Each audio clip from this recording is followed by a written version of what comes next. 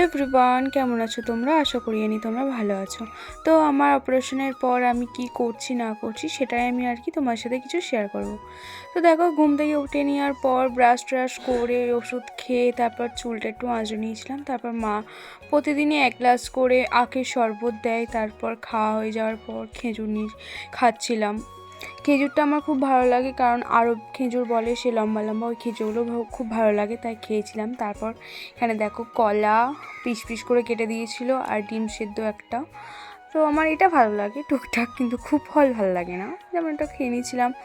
তো খুব ভালো লাগছিলো খেতে কলার সাথে। তারপর মা বললো যে শুধু খাচ্ছি, দুটো মুড়ি খেয়ে নি।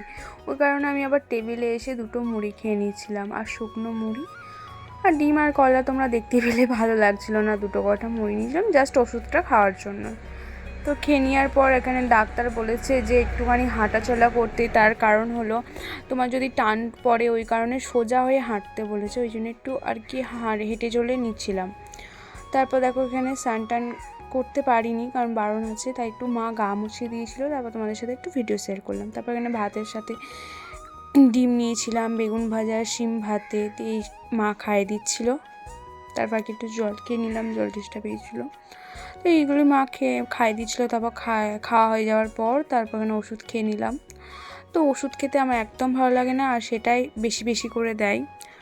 তারপর ওষুধ খাওয়ার পর মা ফল কেটে দিয়েছিলো, কত রকমের ফল দেখো, সেগুলো আমি খেতেই পাচ্ছি না, এখনও খেতে পারিনি।